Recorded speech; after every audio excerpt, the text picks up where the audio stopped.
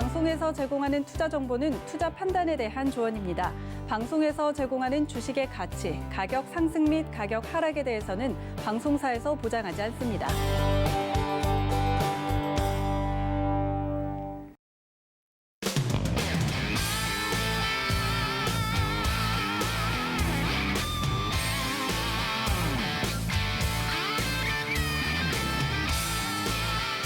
안녕하세요. 해외 선물 넘버원 진행의 이시연입니다. 조금 전 출발한 뉴욕 증시는 3대 지수 혼조 출발했습니다.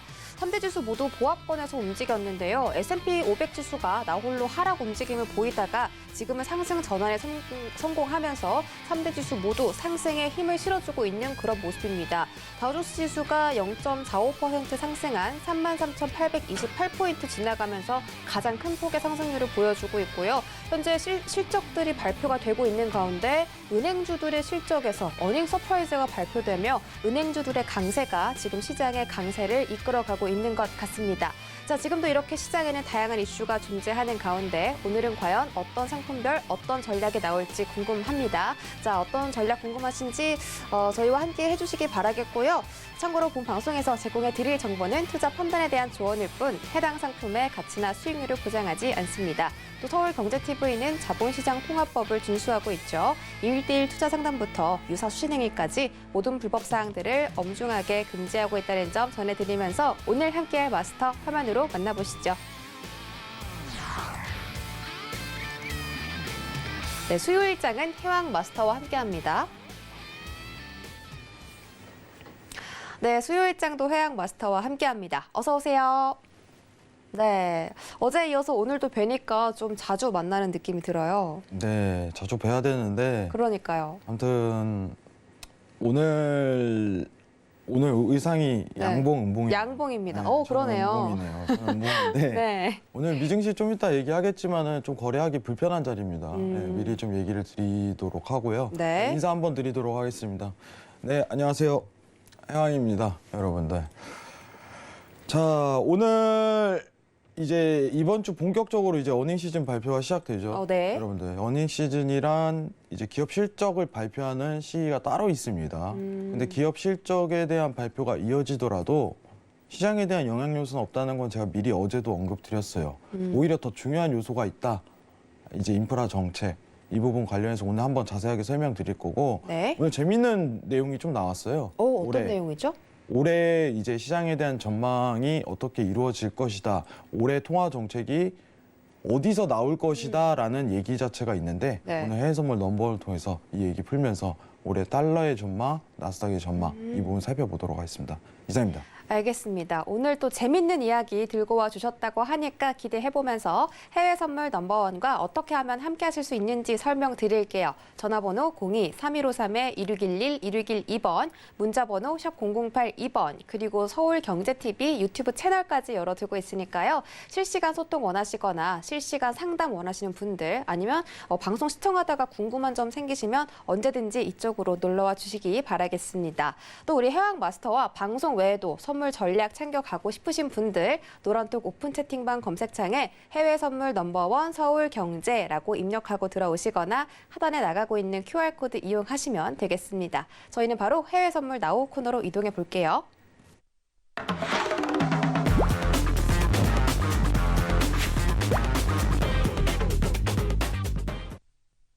네, 오늘도 저희는 첫 번째로 나스닥부터 알아보도록 하겠습니다.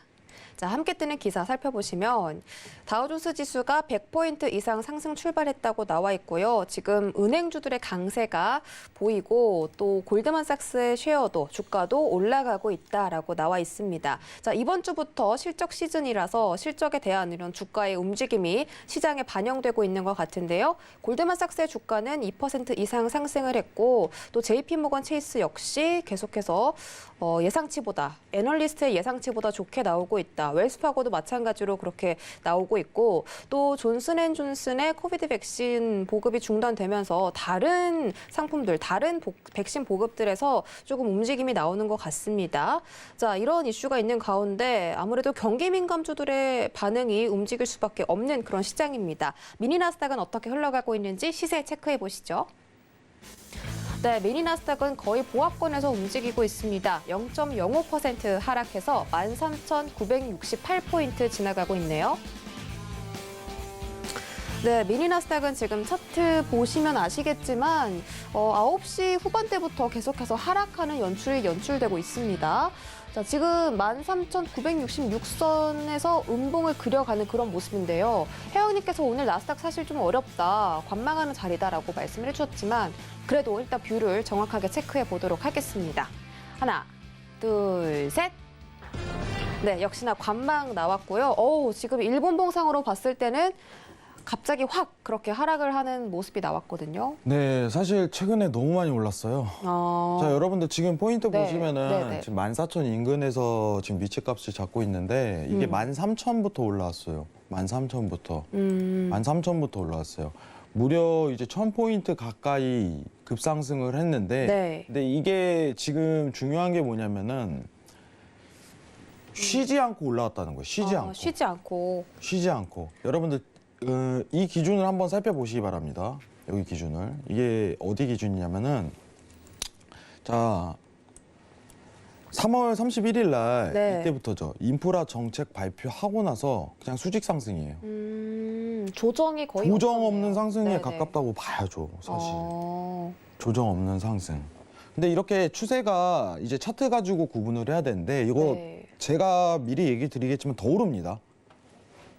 더 오릅니다. 오늘만 관망이에요. 그러니까 조정이 있어야 더 오를 수 있는 힘도 나올 수 있는 거니까. 네. 근데 지금 차트로 이제 기술적 분석이 좀 들어가야 되는 상황인데 네. 문제는 지금 어디서 다시 매수를 보냐 이게 키포인트잖아요. 이게. 근데 보통 여러분들 이제 차트에 대한 추이를 파악할 때 너무 급격한 상승이 1차적으로 이루어질 때는 이 다음부터 기준 추세선이 형성될 가능성이 굉장히 높아요. 이런 자리부터. 그러면은 저점에 대한 지지바닥으로 연결했을 때 지금 다시 제 매수를 보는 구간은 13,800 라인에 대한 지지력을 체크를 하고 대응을 해야 됩니다. 네. 그러면은 지금 이격이 좀 있네요. 맞죠? 네, 이격이 네. 좀 있습니다. 이격이 있기 때문에 불안정한 겁니다. 오늘 하락장이 오더라도 여러분들 시장이 급변한 거 아니냐 이런 태도를 취하지 마시고 기다리고 매수 위치를 지지평가 받고 그때부터 다시 공격적으로 대응을 하는 기다림이 필요한 겁니다. 네. 이건 하루 이틀이면 내려와요. 하루 이틀이면. 재매수만 들어가야 돼요. 지금은. 미증시 간단해요. 여러분들. 지금 오늘부터 이제 기업 실적 발표가 이번 주부터 시작이죠. 여러분들. 네. 네. 근데 제가 강조를 다시 한번 하겠습니다. 실적 발표는 의미가 없다 이겁니다. 지금 시장에서. 의미가 없습니다. 다만 악재 조건은 아니다라는 거예요. 시장에 대한 평가가요. 기업 실적 발표가 이어지더라도 지난 분기와 같은 상승률을 기록할 것이다. 시장 굉장히 좋죠. 지금 회복 국면 빠르고. 미국에서도 지금 이제 출구 전략을 내세워야 되는 게 아니냐라는 얘기가 슬슬 나오고 있어요. 근데 이제 연준에서 얘기하는 거는 실질적인 지표값을 원해, 고용에 대한 수치값을 원해 라고서 딱 정확하게 답을 주었죠.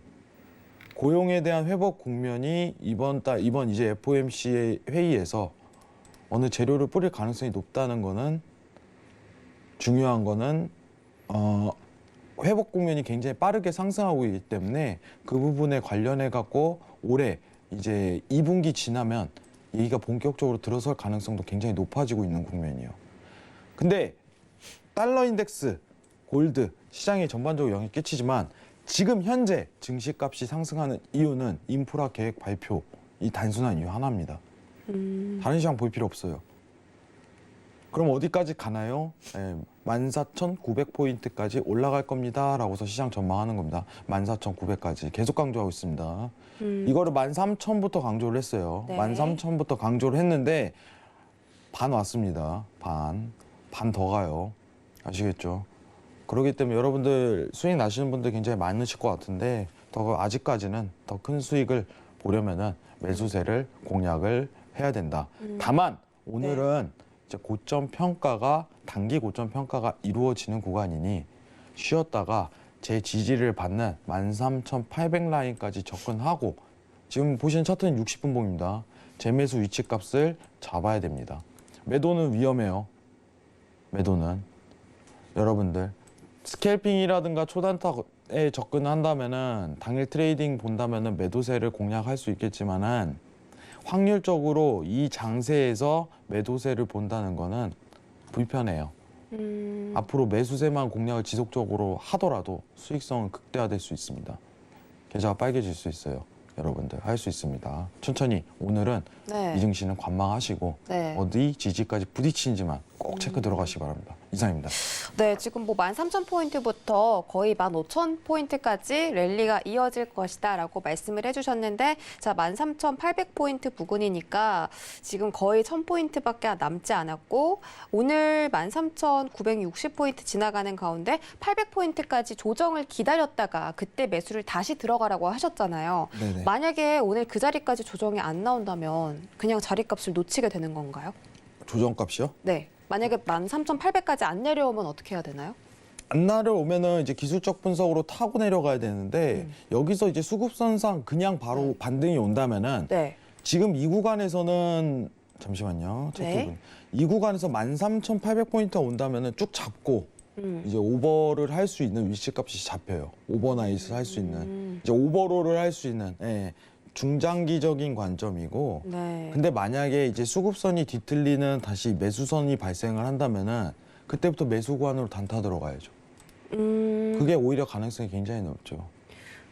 단타 자리도 혹시 알려주실 수가 단타는 그게 위치값이 드러났을 때 하는 거예요. 아, 여러분들 재밌는 얘기 하자면은 네네. 여러분들은 이제 사람 심리는 다 비슷해요. 나는 병고값을 정확히 맞추고 싶어. 이거잖아요. 그렇죠. 안 그래요? 왜냐면 최소한의 정말 최대의 타점에서 딱 들어가서 최대의 수익을 내고 싶은 거니까. 그죠, 그죠. 네네. 극대화시키고 싶은 생각이 있기 약간 때문에. 발목에서 사서 머리 끝에서 팔고 싶은 거잖아요. 그렇죠. 네. 근데요, 그게요, 그런 자리는 쉽게 안 나와요. 그쵸, 어렵죠. 자주 나오지도 않아요. 네. 병고값을 바라보는 자리는요, 자주 날아오진 않고 오히려 이제 데일리 트레이딩 기준이라든가 60분봉에서 이런 매수세 탈 때는요, 네. 어떤 관점이 좀 우세하냐면은 이런 이탈 관점 있죠. 이탈 관점. 이탈 관점. 자, 지금 다 지우고 쉽게 표현을 해드릴게요. 자, 차트가 이렇게 있어요. 자, 저점 평가는 여기죠. 12,000, 올해 3월 초에 들어섰던 자리가 12,000, 이제 12,199포인트. 사람들 심리는 다 똑같아요. 여기서 잡고 싶어 해요. 그래야지 수익이 극대화되니까. 근데 이런 위치값은요, 잘 들어서지가 않아요. 오히려 이 위치값, 이제 저항에 대한 위치값이 밀렸을 때 본격적인 매수세 탄력을 받는 게 보수적이면서도 굉장히 안정적인 자리가 구사가 돼요. 여기 위치값하고 여기 위치값은요, 변곡을 맞추냐 아니면 이탈을 맞추냐인데, 이 이탈에 대한 위치값을 보는 게 오히려 리스크가 굉장히 줄어들어요. 굉장히 좋은 겁니다. 내 계좌는 안전해야 되기 때문에, 해외 선물이 레버리지가 높은 상품이기 때문에 리스크 관리를 철저하게 들어가야 돼요. 그리고 이 위치값은요, 어떤 지지라는 평가를 내리기가 굉장히 힘듭니다. 기술적 분석상에도. 제가 이제 시황을 강조하고 상황을 계속 강조하는 이유는 매수세에 대한 가능성이 그 시황에 대해서 나오기 때문이죠. 자, 인프라 정책 뜨면은 그때 이제 서경에서 얘기 드렸던 부분은 13,050포인트가 뚫린다면 이거 쭉 갑니다. 이것 때문에 그래요. 지금 위치를 고수하기보다 이 포인트 이탈이 나오면 매수세로 갈 수밖에 없어요 라고 얘기 드리는 거예요. 법인세 인상이 있는데요. 법인세 인상 과거 전례상 의미가 없었습니다. 같은 거예요. 그렇기 때문에 변곡을 맞추면 좋죠. 수익이 극대화되고. 근데 우리는 기다릴 줄 알아야 됩니다. 시장에 대해서, 차트에 대해서 어떤 형태가 변했다는 걸 느끼고 그 다음에 매수를 잡는다면은 오히려 그보다 좋은 위치값은 없을 거라고 봐요. 수익이 극대화되는 만큼 손실도 극대화될 가능성이 높아요. 그쵸. 네. 하이 리스크, 하이 리턴. 그렇죠. 그렇기 때문에 오히려 변곡자 값을 잡는 것보다 이탈 값을 잡는 게 유리할 수도 있어요. 왜냐면은 그만큼 레버리지는 줄어드니까. 이런 성격이 굉장히 있습니다. 그래서 저도 변곡 값은요, 어떤 특이한 차트에 대한 위치 값이 있을 때, 자, 예시로 들면요. 내가 만약에 매도로 변곡 값을 맞춘다면요. 네. 어떤 차트상 14,900레벨링에 대한 저항 라인에 부딪혔을 때 그때 변곡 값을 잡을 수 있겠죠. 기술적 분석으로. 일전에 제가 이제 매도에 대한 부분을 판단할 때 이 자리였죠. 13,600포인트 보시려면 보세요. 차라리 매도 보려면 이때가 가장 낫습니다. 하고서 수급이 떨어지잖아요. 이런 자리는 변곡을 볼 수 있는 거예요. 기술적 분석으로. 다만 그게 아니라면은 그런 위치값이 드러나지 않는 자리라면은 네. 그때는 이탈값이라든가 그 부분을 오히려 신경 쓰는 게 자리가 좋습니다. 자, 오늘 데일리 트레이딩 간단하게 다시 한번 정리하도록 할게요. 오늘 상승폭에 대한 제한이 한번 단기적으로 드러날 수 있다. 이제 채널링 구성으로 봤을 때 그죠? 채널 하단폭에 대한 위치값이 드러날 가능성이 높다. 자, 지금 보시면은 상단폭이 1파, 2파죠. 그죠? 1파, 2파, 3파가 드러났죠. 그럼 무슨 뜻이냐? 이 레벨링까지 하단폭에 대한 매도세가 다소 드러날 수 있다. 왜냐? 지금 기준 4월 1일부터 지금 오늘 기준으로 14일인데 이제 장 개장하고 이제 10일로 평가를 한다면은 네. 10일 동안 올랐어요. 가파르게 동안. 올랐네요. 그죠? 한 텀 쉬고 가도 쉬고 가도 이제 아니 인프라 정책 기준 하에입니다. 발표 이후에 인프라 정책 발표 이후에 여러분들 10일 동안 올랐습니다. 한번 쉬어가도 괜찮은 날이에요. 아시겠죠? 네. 그 부분만 꼭 기억하시기 바랍니다. 이상입니다. 네. 근데 우리 PD님께서 좀 궁금하시다는데 마이크로 나스닥으로 분할 매수하는 건 어떻냐 이런 질문을 하셨거든요. 네, 분할 매수에 대한 성격은요. 이제 자기가 이제 기술적 분석을 어떻게 좀 가지고 하냐에 따라 다를 것 같아요. 예. 분할 매수를 하는 이유가 있겠죠. 네. 예. 왜냐하면은 이제 어떻게 보면 계좌에 대한 관리 이 정도인데 지금 이제 질문이 누구신가요? PD님이신가요? 네네. 아, PD님이신가요?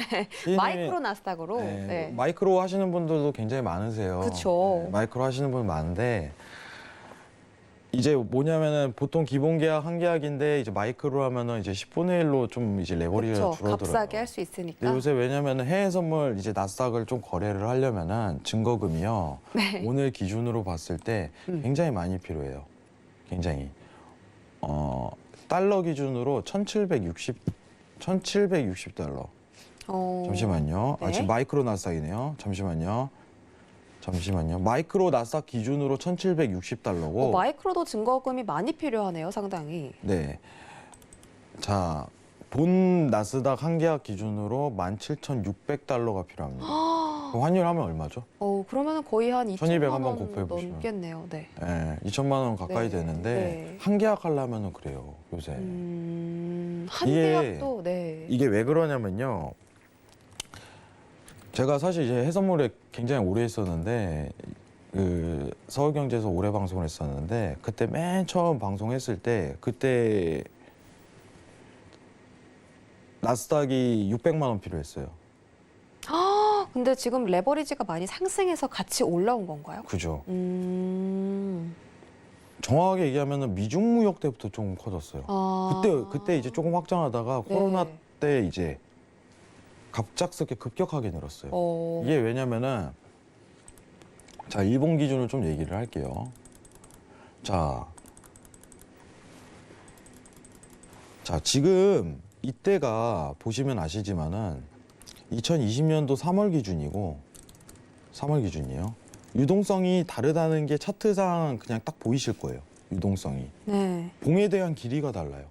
봉에 대한 길이가. 좀 확대해서 보도록 할게요. 급격하게 봉에 대한 길이가 바뀌는 시기. 자, 코로나19 발생하고 나서 유동성 자체가 달라지죠. 거래량이 급격하게 늘리고 증시에 대한 어떤 이제 매도세라든가 매수세라든가 굉장히 강해지기 시작해요. 돈을 그만큼 푸니까. 근데 증권사에서 어떻게 보면은 이제 거래를 할 때 이 유동성 대비해서 증거금을 평가를 해요, 여러분들. 해외 선물을 할 때 딱 기본적인 요건인데 이제 유지증거금이라는 게 필요한데 이 유지증거금에 대한 기준이 돼야지 거래를 할 수 있게 허가를 내줍니다. 근데 이제 20년도 이전에는 거의 이제 $10,000, 뭐 18년도 이전에는 6,000달러 이 정도 필요했는데 지금은 거의 이제 17,600달러 오늘 기준으로 2천만 원 정도 필요하면 한 계약을 할 수 있어요. 근데 마이크로로 하게 되면 이게 10분의 1로 줄어들기 때문에 증거금이 줄어듭니다. 그만큼 수익성도 10분의 1, 손실성도 10분의 1 이런 식으로 비중을 줄어드는 거죠. 그래서 요새는 마이크로를 많이 해요. 마이크로도 많이 해요. 결론은 뭐냐면은 이제 해외 선물 처음 하시는 분들은 마이크로 하시는 걸 좀 추천드려요, 사실. 위험도가 굉장히 높아진 수준이기 때문에. 네. 그죠. 지금 매수를 보시더라도 지금 단기간의 수익보다는 지금 시장에 대한 방향성을 읽고 그쵸. 어떻게 보면은 적은 계약수로 교육을 하는, 배우는 그런 시간을 가지셔도 괜찮을 것 같습니다. 알겠습니다. 근데 이제 뭐 다른 얘기를 해보자면 필라델피아 연은 총재가 연준이 인플레이션 통제 불가능하다 보지 않아 이렇게 말했거든요. 네. 그 말인즉슨 인플레이션 통제가 가능하다라는 말로도 해석이 되잖아요. 네. 만약에 연준 측에서 지금 이 인플레이션에 대한 통제를 한다면 어떤 정책이 나올 수 있다, 뭐 이런 예상도 가능하실까요? 인플레이션을 통제하려면 자금을 덜 풀어야죠. 결국엔 그게 긴축 정책이에요. 아, 그렇다면 우리가 추구 전략. 긴축을 할 수도 있을 것이다. 약간 이런 말로 받아들이면 되나요? 단순하게 좀 생각하는 게 좋을 것 같아요. 이럴 때일수록 경제가 복잡하잖아요. 지금 네. 상황이. 뭐 여러분들 물가가 오른다. 여러분 요새 글 한번 보면은 파를 하나 사도 대파가 한 7,000원이래요. 아, 오늘 요즘에 대파 코인이라고. 네. 대파 코인이랑 처음 들어보는데. 저는. 그래요? 네. 파 가격이 막 등락을 반복하니까 거의 뭐 코인 수준이다. 네. 이런 말이 나오는데. 근데 지금 네. 기준이 되는 게 여러분들 세계적으로 미국이잖아요. 그렇죠. 미국이 인플레이션에 대해 상승 작용을 요인을 자극한다면은 전 세계가 오를 수밖에 없어요. 한국 시장도 인플레이션이 급속화되는 거는 어쩔 수 없이 미국이 그런 수순을 따르고 있기 때문에 전 세계적으로 돈을 풀고 있는 시즌이기 때문에 아직도 진행 중입니다. 그렇기 때문에 물가가 오르는 건데 물가가 오른 이유는 굉장히 단순한 거예요. 돈을 풀기 때문이에요. 달러를 찍어내기 때문에, 원화를 찍어내기 때문에 물가가 오르는 겁니다. 간단하죠. 네. 근데 반대로 얘기를 하면은 그러면은 자금을 덜 풀면은 물가 통제가 가능한가요? 네, 그게 기본적인 경제 원칙이에요. 그래서 네. 출구 전략이 중요한 겁니다. 출구 전략은 좀 이따 이제 금할 때 얘기를 할 건데 지금 인플레이션이 여러분들 그게 높은 수준이 아니에요. 사실. 지금 이제 정상 궤도로 올라온 거예요. 코로나 이전으로. 왜 그러냐면은 너무 최근에 급격한 상승을 이루다 보니까 이게 하이퍼 인플레이션으로 가는 게 아니냐라는 게 시장의 관측이지. 그리고 인플레이션에 대한 우려를 여기서 낳는 거지. 지금 수준은 어떻게 보면 코로나 이전 상황의 레인지 수준이다. 이 정도만 평가하시는 게 좋아요. 그렇기 때문에 연준이든 중앙은행, 각국 중앙은행도 인플레이션에 대한 우려는 크게 하지 않는다라고서 평가를 하고 있습니다. 실제로 그렇게 위험 레벨에 도달한 범위도 아니고요. 그렇기 때문에 언론에서 막 이렇게 인플레이션 어떻게 하냐 이러지만은 실질적으로 그 정도 범위값은 아니라는 거, 수치값을 봤을 때 그 정도만 인지하시면 좋을 것 같습니다. 네. 알겠습니다. 자, 나스닥은 여기서 정리해보도록 하고 어쨌든 결론적으로는 오늘 관망이고 13,800포인트까지 조정에 나온다면 그때 매수 진입 가능하다. 만약에 이 자리값을 놓치셨다면 단타로 매수에 들어가는 것도 좋다라고 말씀해 주셨으니까 끝까지 저희와 함께 하면서 단타 자리까지 챙겨가시기 바라겠습니다. 네, 저희 다음 상품 골드 알아보도록 할게요. 함께 뜨는 기사 살펴보시면 지금 주식시장이 너무 좋아서 달러가 약세가 나타나다 보니 보니까 상대적으로 골드가 좀 강세다 이렇게 나와 있습니다. 또 골드는 지금 인플레이션 지표에도 긍정적인 영향을 받았다라고 나와 있는데요. 골드 현재 주가 함께 살펴보시죠. 네, 골드 현재 0.7%대 하락 연출되고 있습니다. 1,735달러 선 지나가고 있네요. 네, 골드는 지속적인 매도 뷰를 주셨는데 오늘도 어떻게 뷰를 가지고 계실지 바로 확인을 해보도록 하겠습니다. 하나, 둘, 셋. 네, 역시나 매도 들어주셨고요. 골드는 뭐 워낙에 하방 의견을 좀 강력하게 말씀을 해주신 터라 네, 오늘도 매도인데 오늘 자리값 있을까요? 네, 일단은 차트에 대해서 간단하게 표현을 하자면은 네. 오늘 고점 평가는 한번 나왔을 것 같아요. 고점 평가 한번 나왔고 1,750달러.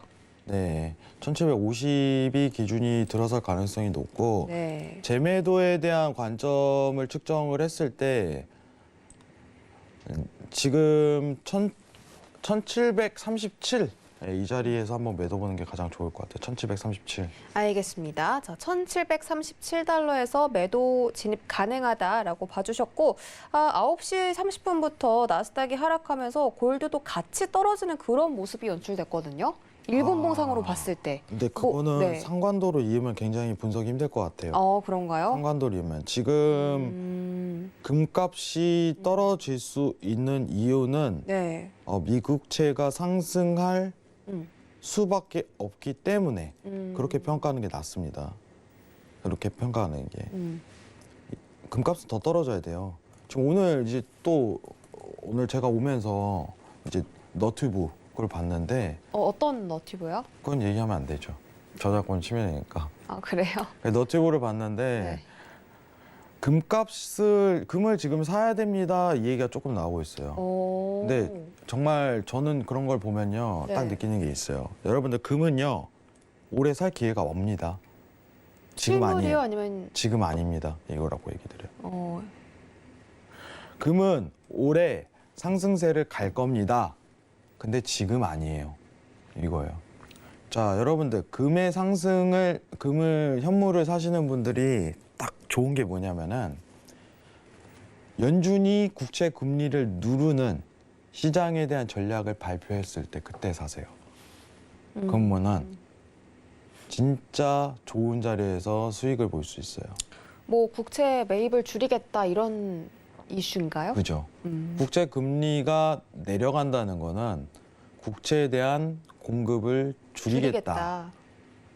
그죠? 네. 반대로 얘기를 하면은 네. 국채에 대한 물량 공급을 줄이겠다라는 얘기 자체가 나오면은 그때 어떠면 국채 금리가 내려가기 때문에 가격이 올라가겠죠. 그때 금은 동반 상승이 들어가요. 국채 공급이 줄어들면 가격이 오르니까 반대로 수익률은 떨어진다. 그죠? 어. 이게 경제 원칙인데 네네. 저는 이제 지금 이제 어떻게 보면은 단기 고점이 1,760이 다 드러났다고 봅니다. 이 자리가 고점이 드러났다고 봐요. 또 떨어질 일만 남았다. 이렇게 좀 평가를 하고 있는데 이 부분은 왜 이렇게 평가를 하냐면은 간단하게 자, 화면 좀 잠깐 돌릴게요. 잠시만요. 자, 잠시만요. 자, 다시 보도록 하겠습니다. 자, 지금 국채 금리가요. 여러분들 1시간 분봉 기준으로 봤을 때 1.6이 저점이에요. 앞으로 올라갈 일만 남았기 때문에 그죠? 금은 떨어질 가능성이 오히려 높다는데 가능성을 열어둬야죠. 네. 1.6에서 2% 레인지 보고 있는데 오늘 몇이죠? 수치값이? 지금 화면상 보면은 1.638입니다. 네. 1.6에 가깝나요? 2에 가깝나요? 1.6과 어느 부분이요? 1.6%에서 2% 사이가 있는데 1.6에 가깝죠, 아직은. 1.6에 가깝죠. 네. 그러면은 간단하게 봐야 돼요. 금이 고점 평가돼 있다. 차트상. 이렇게 보시는 게 낫겠죠. 이게 오르면은 떨어지는데. 제가 그때부터 1.6이 바닥이니까 골드도 지금 고점이다. 네, 그렇죠. 이 레인지를 평가하고 있는 상황에서 네. 그러면은 골드에 대한 하방에 대해서 이제 가능성을 열어둔 사람이 더 많겠죠. 그렇죠. 그죠? 그러면은 매도에 대한 수급이 쏠릴 수밖에 없어요. 시장에 대한 여러분들이 세력 이러잖아요. 모든 세력이 다 이 레인지를 구성하고 있는데 어떻게 지금 매수를 봐요? 힘들죠.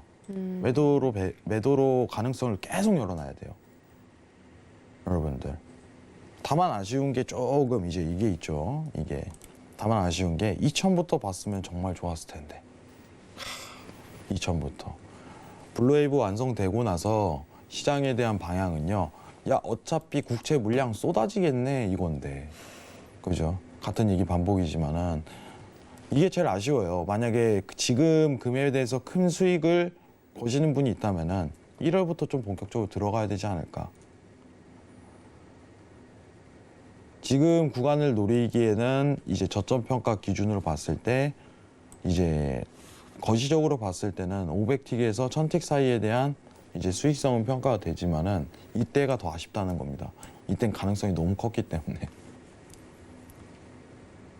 근데 중요한 거는 어쨌든 1.6%라는 1.63이었죠. 1.63이 이 구간이죠. 네. 평가로 봤을 때. 다시 한번 보도록 할게요. 잠시만요. 기침 좀 했습니다. 자, 여기가 1.63%고 여기가 이제 미국채 2%고 1%고 다시 한번 볼게요. 미국채 금리 1% 구간이죠. 1%. 자, 여기 고점 평가가 1.63%예요. 시장에서 올해 평가하는 게 1.6에서 2% 평가하고 있죠. 그러면은 하단에 열리는 구간이요. 레인지가 1600 라인까지는 열린다는 겁니다. 단순히 이제 수치값에 대한 국채 금리에 대한 가능성으로 봤을 때 비교할 수 있는 자리예요. 간단하죠, 여러분들. 이 부분을 볼 줄 아셔야 됩니다. 자, 지금 금값 고점 열렸다. 최근 월물 기준으로 봤을 때 이제 1760 기준은요. 고점이 열릴 가능성이 굉장히 높다. 이렇게 평가하시고 대응하시는 게 좋아요. 네. 그리고 금값은 어차피 국채 금리는 오를 거기 때문에 매도세에 앞으로도 계속적으로 집중하자. 이게 키포인트입니다. 아시겠죠? 기억하시기 바랍니다. 금값 더 떨어지고요. 네. 회장님, 그러면은 금값 언제 오르나요? 언제 오르나요? 자, 만약에 2% 도달했어요. 앵커님, 네. 한번 이제 얘기를 좀 해보죠. 2% 도달했어요. 그럼 네. 뭘 할까요? 뭘 하다니요? 이제 어떤 뭔가 나서지 않을까? 아까 얘기했었던. 연준이 정책이 그죠. 자산 매입을 축소하겠다. 테이퍼링 정책이 나오나요? 아니에요. 이제 아니에요. 채권 얘기로 해야죠. 아, 테이퍼링은 너무 이제 출구 전략, 완전 출구 전략이에요. 국채 매입을 줄이겠다. 그죠? 아니요, 국채를 더 추가로 매입하겠다고 하죠. 음, 왜냐하면 국채 금리 눌러야 되니까. 가격을 눌러야 되니까. 그죠? 국채를 추가 매입하는 정책을 펼칠 가능성이 높아요. 왜냐하면은 여러분들 재밌는 얘기 하자면요. 시장이요, 미국 시장은요, 채권이 굉장히 중요해요. 주식시장보다 규모가 훨씬 큽니다. 네. 자금 자체가 달라요. 그러면은 이 채권이 안정성 있게 흘러가고 이제 장단기물에 대한 스프레드가 유지돼야지 시장이 안정적으로 흘러가요. 구조가.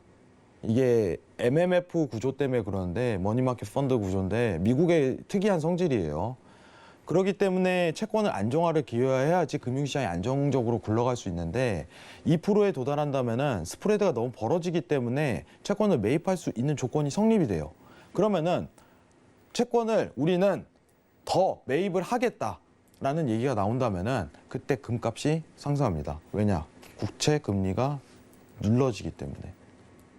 근데 최근 시장이요, 재밌는 게 뭐냐면 연준은 가만히 있겠다라는 태도로 방관을 하고 있죠. 우리는 부양 돈을 더 풀 의지는 있지만은 지금은 적정 수치라고 봐. 국채 금리든 물가든 이렇게 태도를 방관하고 있습니다. 그러면은 2% 도달 범위까지는 방관할 가능성이 높다는 게 시장의 견해인데 지금 수치값상 금을 다시 매수하기 위해서는 정확한 포인트는 연준이 나서면 매입하세요. 이게 정답에 가까워요. 굉장히 간단하죠. 연준이 채권을 사겠다는 내용을 담은 정책을 펼친다면 미국 중앙은행이 YCC 정책이든 그죠? 오퍼레이션 트위스트 전략이든 국채를 매입하겠다는 전략을 내세우면 금을 그때 사세요. 올라갈 거니까. 국채 금리를 누를 거니까. 이게 해답에 가까워요. 그럼 지금 뭐예요? 지금 아직 금 사지 마세요. 이겁니다. 지금 석영 방송을 보시는 분들 중에도 금에 대한 부분을 포트로 구성하는 분들이 있으실 거라고 전 생각합니다. 그 포트에 대한 비중은요, 연준이 나서면 그때 늘려도 괜찮습니다. 그러면은 자기 자산에 대한 계좌, 포트폴리오 구성이 좀 더 단단하게 구성될 가능성이 높아요. 이런 부분은 키포인트로 기억하시기 바랍니다. 이상입니다. 네, 골드는 뭐 굉장히 이 국채 금리와 밀접한 연관을 가지고 있고 현재로서는 골드는 하방 추세지만 골드를 매수하는 그 시점은 아마 국채 금리가 2% 정도에 도달했을 경우일 것이고 거기다가 더불어서 연준이 추가적인 국채 매입 이런 발표가 있어야지 금이 본격적으로 상승 추세에 들어설 수 있다. 이렇게 정리해드렸으니까 당분간은 하방 추세로 보시되 골드에 대한 매수 시점은 연준의 움직임이 있을 때이다. 이렇게 정리를 해드리도록 하겠습니다. 자, 그리고 지금 EIA 원유 재고가 발표가 됐는데요. 예상치 288만 배럴을 하회한 588만 배럴이 나왔습니다. 자, 오늘 아침에 발표된 API 원유 재고에서도 예상치가 마이너스 215만 배럴이었는데 실제로는 마이너스 360만 배럴이 발표되면서 지금 미국에서는 원유 재고가 크게 감소하고 있는 추세입니다. 함께 뜨는 기사에서도 그런 이슈가 있고요. 오일의 원유 재고가 떨어지면서 주가가 상승을 하고 있다. 또 오펙에서도 이 수요에 대한 전망을 굉장히 좋게 발표를 하면서 지금 유가에는 호재가 나타나고 있는 것 같은데요. 현재 크루드 오일 가격 함께 체크해 보시죠. 네, 현재 오일 가격은 3.49% 상승해서 62.28달러 선 지나가고 있습니다. 네, 오일 상승세 굉장히 강합니다. 지금 강하게 상방 쪽으로 올려 세우면서 3%대 급등까지 돌파한 모습인데요. 이 시점에서 어떤 뷰 가지고 계신지 뷰 바로 체크해 볼게요. 하나, 둘, 셋. 네, 오일은 매수 들어주셨습니다. 오늘 오일 굉장히 또 이 등락이 재밌는데 오늘은 또 강한 양봉이네요. 네, 오늘 포인트만 한번 보도록 할게요. 단순합니다. 네. 지금 61.60에서 매수 한번 보시는 게 좋을 것 같아요. 61.60. 네. 60 매수. 손절 라인은 61.20. 40틱 여유 잡고 가셔야 됩니다. 네. 지금 급등을 했는데 포인트를 지금 당장 내세우기보다는 바로 따라 붙지 마시고 네. 한 차례 단기 눌림 있을 때 그때 추가 매수 붙으셔도 괜찮아요. 이 부분만 좀 집중하셨으면 좋겠습니다. 이상입니다. 네. 자, 집중하셔야 될 구간이 61.60 라인이다. 이 구간에서는 단기적인 눌림이 연출될 수가 있고 그때 매수를 들어가시면 좋겠다라고 말씀드렸습니다. 하지만 손절을 원하신다면 61.20달러에서 손절이 가능하다라고 봐주셨는데 지금 상승세가 워낙 강해서 61.60까지 다시 한번 뭐 오늘 안에는 올 수 있겠죠? 근데 61.60 해도요. 오늘 유동성 평가로 한다면은 단기 눌림에 해당되기 때문에 가능성이 있다고 봐요. 네, 알겠습니다. 뭐 충분히 오늘 갈수 시가도 60.44달러 선이니까 충분히 내려올 수 있는 그런 네. 가능성이 있겠네요. 자, 일단은 그런데 중요한 게 제가 최근에 유가 볼 때 사실 이제 수렴 구간이라고 좀 얘기를 했었는데 네, 맞아요. 이게 이탈이 드러났어요. 그때 방향성이 확 잡힐 가능성이 높습니다라고 제가 평가를 했었었죠. 네. 방향성이. 그래서 사실 어제는 제가 매도 보고 이제 고점이 나왔으니까 단기 매도 평가를 해라. 데일리 기준으로 이렇게 얘기 드렸는데 지금 차트 보시면 아시겠지만은 수급이 매수로 이탈됐다는 거는 앞으로 방향성이 추가적인 상승세가 나타날 가능성이 굉장히 높다는 거예요. 이 부분에서. 당분간은 유가는 매수를 봐야 된다. 이게 전략입니다. 당분간은. 네. 차트의 구성으로. 보통 이 수렴 구간에 대해서 어떤 위치값이 이탈이 드러났을 때 그 방향성으로 포착하는 게 좋았는데 최근에 유가 굉장히 힘들었잖아요. 그렇죠. 등락이 너무 심했고 횡보도 길었어요. 횡보가 너무 길었어요. 네. 이제 3월 중순부터 기준으로 잡았을 때 이제 한 달가량 그 어떻게 보면 균형이 계속 횡보 구간으로 이어졌었는데 그러니까요. 올랐다 떨어졌다. 네, 지금은 이제 그 횡보 구간이 끝났다. 오늘 기준으로 평가하는 게 좋을 것 같아요. 네. 61달러 이탈 나온 이상 앞으로 매수세 더 탄력받을 가능성 굉장히 높다. 이렇게 보시는 게 좋습니다. 알겠습니다. 그럼 지금 방향성이 이제 잡혔다, 오늘로서 잡혔다, 이제 수렴하고 나서 그 다음 방향이 굉장히 중요했는데 오늘 3%대 급등 돌파가 나오면서 앞으로는 상승 추세에 좀 유가가 놓여 있다 이렇게 설명을 해주셨는데 과연 몇 달러까지 올라갈 수 있을까? 또 이런 부분들이 참 궁금하거든요. 그거는 제가 노란톡에서 좀 설명을 드리도록 하겠습니다. 이렇게 밀당을 하시네요. 네, 밀당은 여기서 한 번은 해야 되는데 네. 그럼 전고점인 67달러 부근까지는 어떻게 가능할까요? 가능성 있어요. 오, 67달러까지 가능하다. 있어요. 네. 이게 왜 그러냐면요. 네. 주봉에서 좀 성격이 나오는데 주봉에서. 주봉 잘 안 보이시죠, 여러분들? 네. 주봉을 진짜 크게 한번 연결을 해볼게요.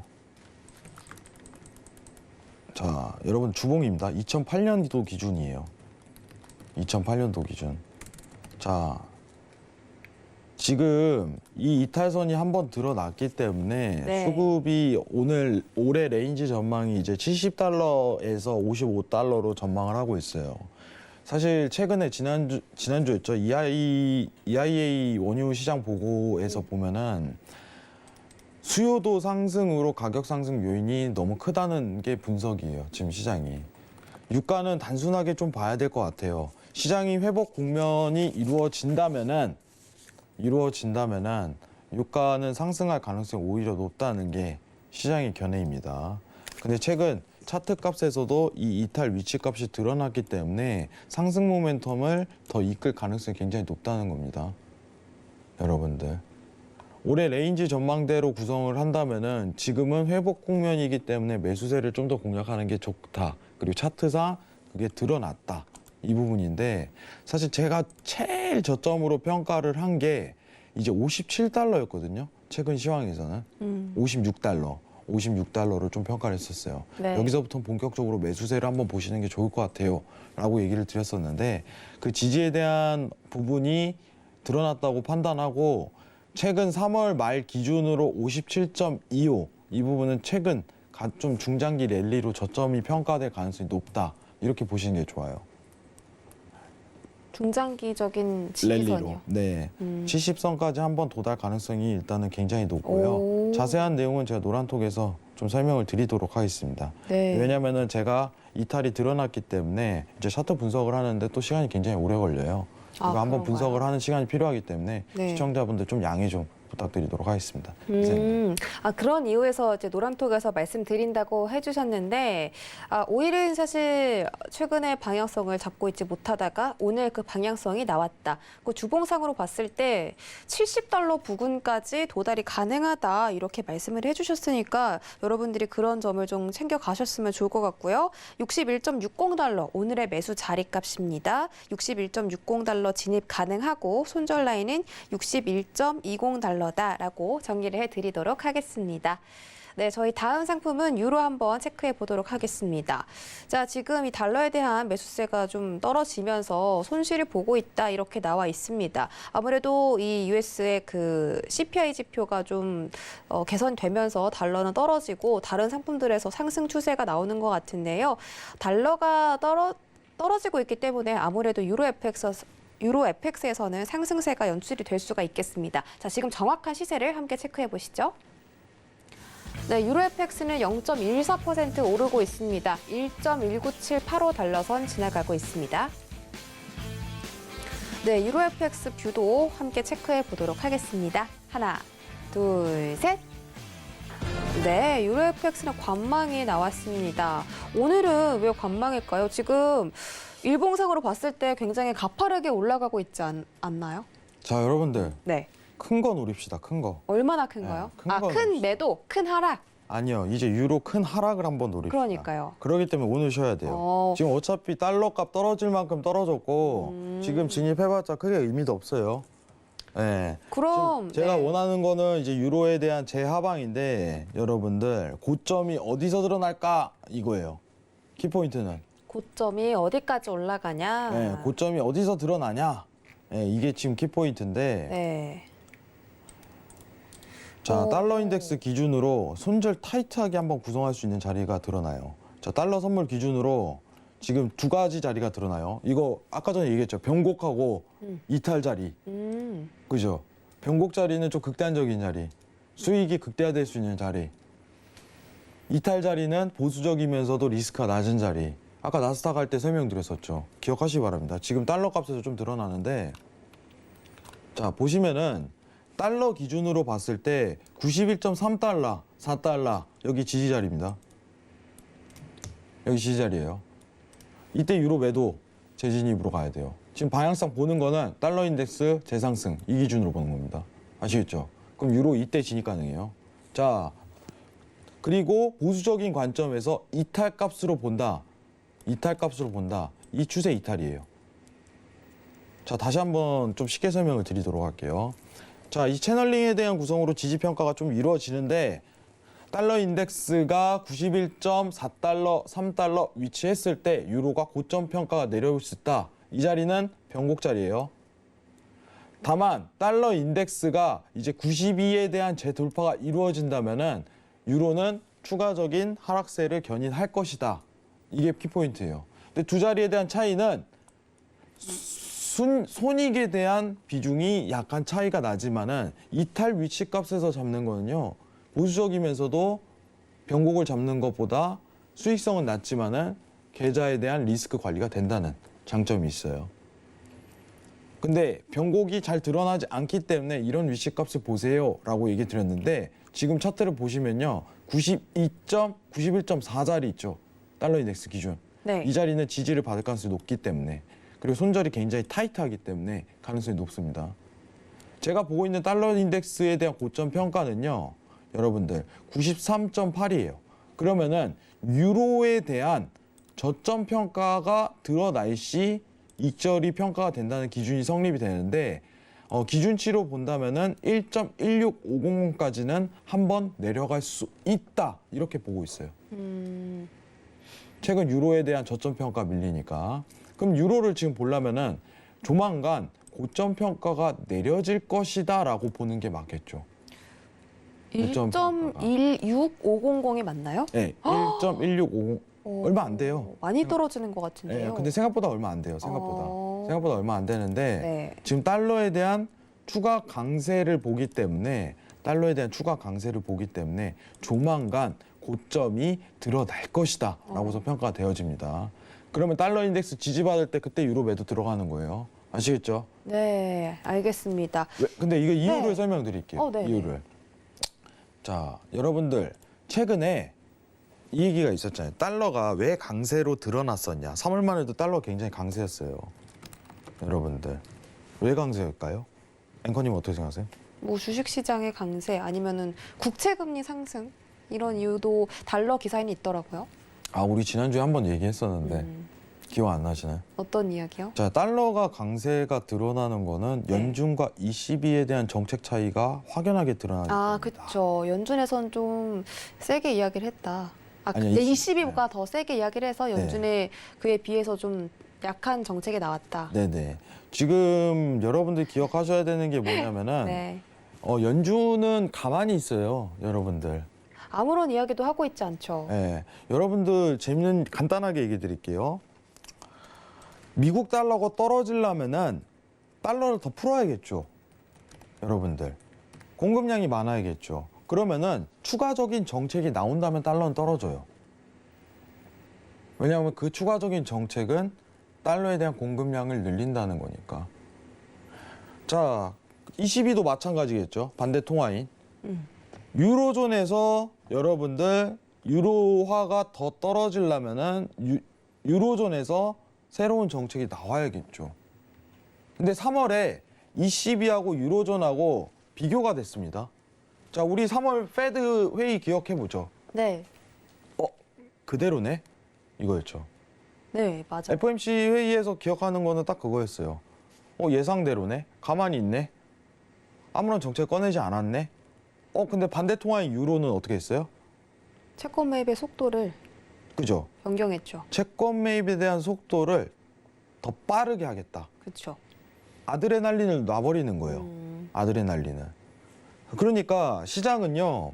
미국은 가만히 있고 유로존은 공급량을 더 늘리겠다는 뜻인데 채권 매입을 가중화한다는 거는 그렇기 때문에 3월에 달러가 강세가 펼쳐졌다라고 얘기를 해야겠죠. 근데 지금 연준에 대한 기조는요. 당분간 채권 금리를 가만히 냅둘 가능성이 높겠죠. 그럼 ECB는 또 새로운 거를 계속 꺼내야 되는 상황인 거고. 그러면은 달러화가 추가적으로 아직은 더 강세가 펼쳐질 수 있다는 조건부에 해당이 돼요. 그렇기 때문에 유로화에 대한 하방이 한 번 더 드러날 것이다. 이렇게 평가하는 게 맞습니다. 아시겠죠? 기억하시기 바랍니다. 알겠습니다. 지금 뭐 하실 말씀이 많으신 것 같은데 저희가 시간이 너무 짧다 보니까 자세한 이야기는 노란톡 오픈 채팅방 검색창에 해외 선물 넘버원 서울경제라고 입력하고 들어가셔서 더 중요한 이야기들 지금부터 담아 가시기 바라겠습니다. 자, 그럼 1시간 동안 고생해주신 해왕 마스터 보내드릴게요. 고맙습니다.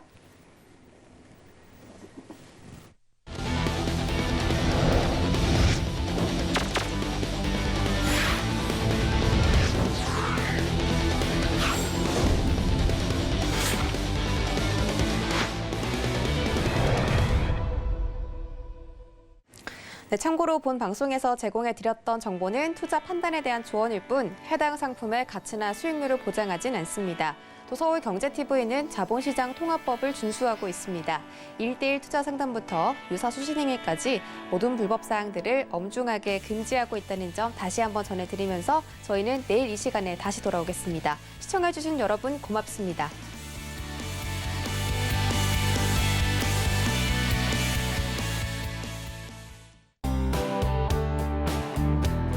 본 방송에서 제공하는 투자 정보는 투자 판단에 대한 조언입니다.